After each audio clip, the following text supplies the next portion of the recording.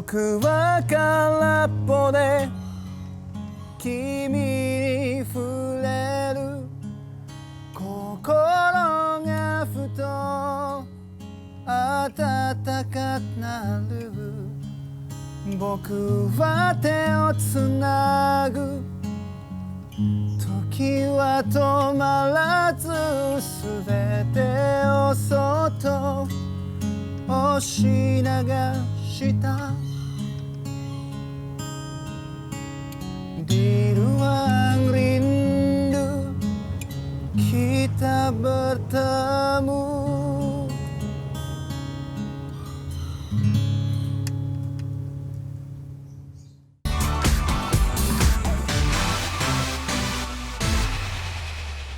Saya Hiroaki Kato, saya orang Jepang yang tinggal di Indonesia. Dan apa ikigai Hiroaki Kato?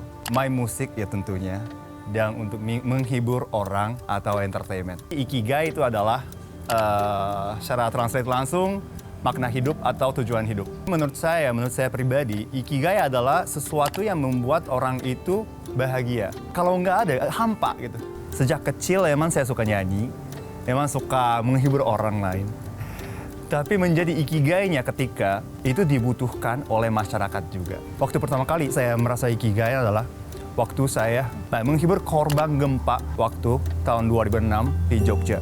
Di situ sekitar 5.000 orang yang meninggal gara-gara gempa. Dan saya bisa ikut relawan waktu itu. Saya bawa barang bantuan dengan musik. Dan di situ ketika saya nyanyi di depan mereka, menggunakan bahasa Jepang dan bahasa Indonesia dan bahasa Inggris, 3 bahasa, mereka bilang kepada saya, mereka sangat terhibur. Jadi itu pertama kali saya merasa, wah ternyata nyanyianku, musik yang saya mainkan, itu ternyata punya power untuk menghibur orang. Orang yang bisa menemukan ikigai dalam hidup itu beruntung menurutku. Jadi silakan menemukan hal-hal yang membuat kamu senang atau membuat kamu bahagia dulu. Melakukan sesuatu tanpa bosan. Semoga kamu bisa menemukan ikigai di dalam hidup kamu.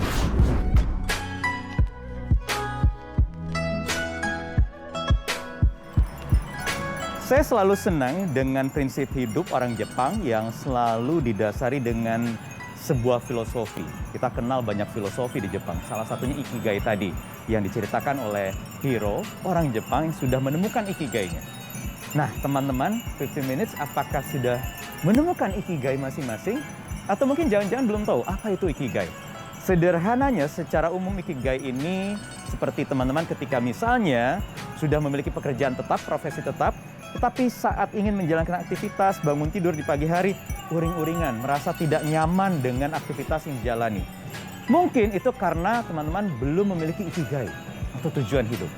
Ikigai sendiri, filosofi ini adalah dari Jepang yang diambil dari kata iki yang artinya kehidupan dan gai artinya adalah nilai. Jadi ya kita sebaiknya memang harus memiliki tujuan hidup agar perjalanan kehidupan kita itu lebih jelas. Hai guys, ada nggak sih yang pernah merasa selalu tidak bergairah ketika menjalani hidup? Atau merasa malas-malasan ketika beraktivitas sehari-hari? Termasuk bekerja, nggak pernah mood, selalu ogah-ogahan. Dan ngerasa gue itu ngapain sih sebenarnya yang dilakukan? Nah, mungkin karena kamu belum menemukan ikigai kamu. Apa itu ikigai? Ikigai adalah filosofi hidup orang Jepang, sebuah konsep yang berarti reason for being, atau alasan keberadaan kita. Ya, bahasa gampangnya tujuan hidup lah ya. Mungkin karena filosofi inilah yang membuat sebagian besar orang Jepang memiliki angka harapan hidup yang tinggi. Data dari Worldometers di tahun 2020 misalnya menyebutkan Jepang adalah negara kedua dengan tingkat harapan hidup tinggi setelah Hong Kong dengan usia 85,03 tahun. Nah, lantas bagaimana sih cara kita menemukan atau menumbuhkan ikigai kita? Banyak buku rujukan sebenarnya. Salah satunya yang ini, berjudul Ikigai, The Japanese Secret to a Long and Happy Life, yang ditulis oleh seseorang yang bukan orang Jepang, yang bernama Hector Garcia dan Frances Miralles. Menurut buku tersebut, untuk menemukan ikigai, kita perlu menggabungkan 4 elemen, yaitu passion, profession, vocation, and mission. Nah, 4 elemen ini nanti akan menemukan irisannya masing-masing nih. Yang pertama, passion yang berarti what you love atau apa yang kita cintai dan sukai, kita senangi. Yaitu apa yang membuat kita bergairah jika melakukannya. Mungkin bisa jadi hobi atau kesenangan lainnya. Yang kedua, mission, what the world need. Apa yang dibutuhkan oleh lingkungan sekitar, kita bisa berkontribusi apa juga untuk orang yang ada di sekitar kita. Berikutnya yang ketiga, profession, what you are good at. Kita ahli di bidang apa nih? Coba tanya lagi ke diri kita masing-masing. Yang kemudian yang terakhir keempat, vocation, what you can be paid for. Apa yang membuat kita layak untuk dibayar ketika melakukan sesuatu. Tidak dipungkiri, demi bertahan hidup tentunya kita juga harus memiliki penghasilan. Nah, kalau menurut buku ini, untuk menumbuhkan ikigai, kita harus menyeimbangkan keempat aspek tadi. Jika hanya menemukan 1 atau 2 saja, berarti kita belum bisa dikatakan menemukan ikigai kita yang akan membuat hidup lebih bermakna. Itu tadi buku yang menjadi salah satu buku bestseller yang mungkin sekarang sudah menjadi pedoman di banyak orang di Eropa, di belahan barat, bahwa ikigai itu selalu diasosiasikan dengan uang, dengan materi. Tetapi saya masih penasaran, saya masih belum yakin apakah memang itu spirit asli ikigai oleh orang-orang Jepang. Apakah selalu diasosiasikan dengan materi? Hai Flah, Hai, apa kabar? Mas Ayu, baik. Flah, apa memang ikigai itu selalu diasosiasikan dengan materi, dengan uang? Tidak, memang salah satu dari filosofi ikigai ada yang mengkaitkan dengan uang. Tapi sebenarnya uang itu tidak menjadi satu-satunya, bahkan dengan kita memiliki ikigai, justru kita memiliki sumber happiness lain Oke. selain uang gitu. Apa itu misalnya? Bisa jadi keluarga kita, bisa jadi teman kita, bisa jadi hobi kita, bahkan bisa jadi sisi spiritual kita gitu, Mas. Oke. Flah ini kan juga membuka praktek konseling Betul, ikigai. betul, Pendekatannya seperti itu ya? betul. Bagaimana sejauh ini, apa sebenarnya yang membuat orang itu kabarnya sulit ya untuk mencari ikigai? Yang pertama, mereka tidak tahu sebenarnya tujuan mereka apa. Hal-hal apa yang membuat mereka itu merasa terpenuhi gitu. Misalnya deh, mereka kerja nih Mas Wahyu, ya kerja aja gitu. Tapi mereka nggak tahu mereka itu sebenarnya kerja untuk apa sih gitu.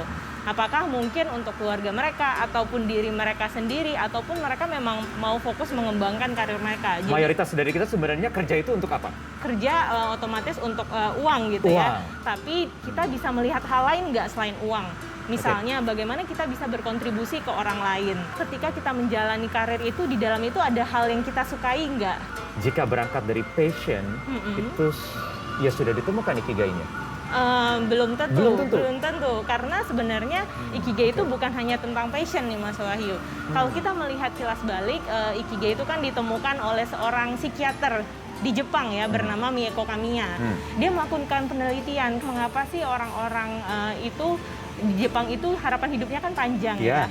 Tapi di satu sisi lain kan tingkat stresnya juga cukup tinggi gitu. Dan dia melakukan penelitian dan dia melihat ternyata sumber kebahagiaannya orang-orang Jepang yang di bagian pedesaan dan sebagainya itu adalah ketika mereka beresonansi dengan manusia yang lain gitu. Jadi ada sisi sosialnya, sedangkan mereka yang memiliki potensi untuk bunuh diri dan stres tinggi itu adalah yang tipikal individualis gitu.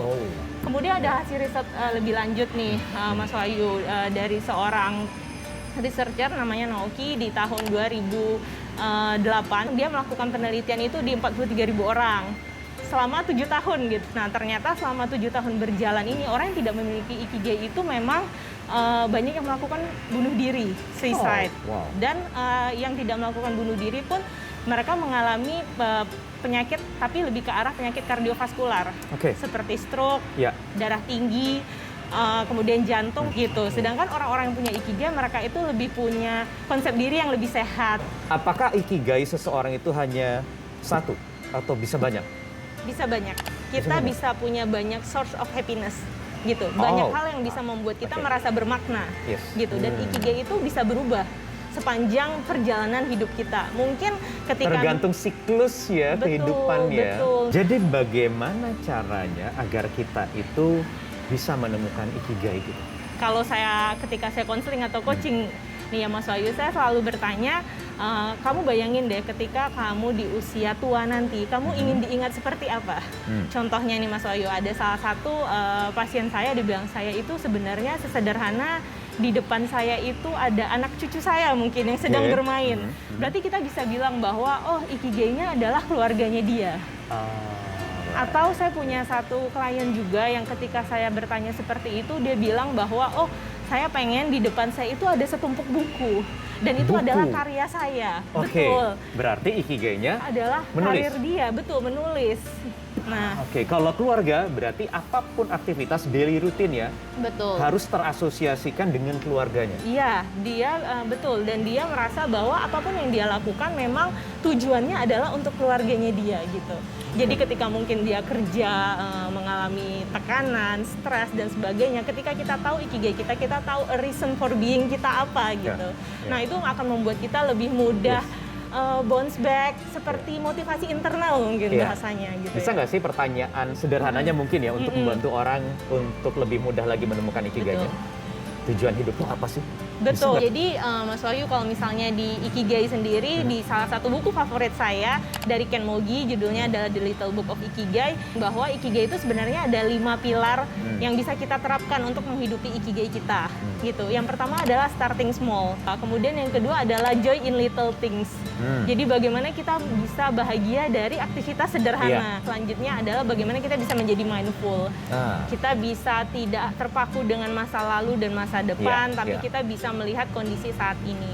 Kemudian yang keempat adalah releasing yourself. Dan yang terakhir adalah bagaimana kita bisa jadi support system dengan manusia lain. Itu poin yang paling penting rasanya ya, karena percuma ikigai itu bukan untuk Soal diri diri sendiri kita, saja, tetapi betul. untuk orang lain. Thank you Fla atas waktunya di 50 Minutes. Terima kasih Mas Thank you. Wahyu. Ngomong-ngomong ikigai atau tujuan hidup ternyata berkaitan juga nih dengan kesehatan mental dan juga fisik.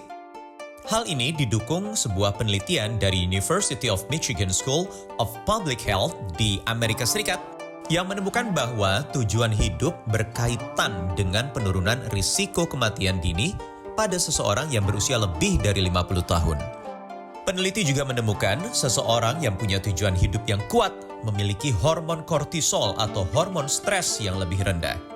Jadi, tujuan hidup itu sangat penting nih guys. Tujuan hidup membuat kita panjang umur. Nah, hal ini mirip dengan apa yang terjadi pada orang-orang di Pulau Okinawa di Jepang. Okinawa dikenal dengan the land of the immortals. Ternyata rahasia penduduk Okinawa bisa awet muda dan panjang umur karena rata-rata mereka sudah menemukan ikigainya. Mereka hidup mindful dan selalu merasa cukup. Harapan hidup rata-rata penduduk Okinawa menjadi tertinggi di dunia, yaitu 81,2 tahun. Bahkan ratusan warganya bisa mencapai usia lebih dari 100 tahun. Nah, ada yang mau panjang umur? Silakan temukan dulu ikigai Anda masing-masing. Cerita soal penduduk di Pulau Okinawa tadi yang banyak dihuni oleh centenarian, yang mereka hidup di atas 100 tahun, rata-rata usianya 80-an tahun, itu memang selaras dengan filosofi ikigai. Karena mereka tahu tujuan hidupnya adalah ingin berkumpul dengan keluarga sampai usia setua mungkin. Kuliner, makanan-makanan Jepang itu memang makanan yang sangat menyehatkan. Raw food basicnya. Dan itulah yang kemudian juga membuka cabang baru Ikigai, yaitu Ikigai Diet. Mindful eating yang mengajarkan kita untuk makan secara perlahan. Apa yang kita makan dalam konsep Ikigai Diet adalah cukup 80% dari kapasitas lambung atau perut kita. Sangat patut untuk kita aplikasikan di kehidupan kita sehari-hari. Baik, kalau begitu kita ketemu lagi di 15 Minutes pekan depan. Selamat makan.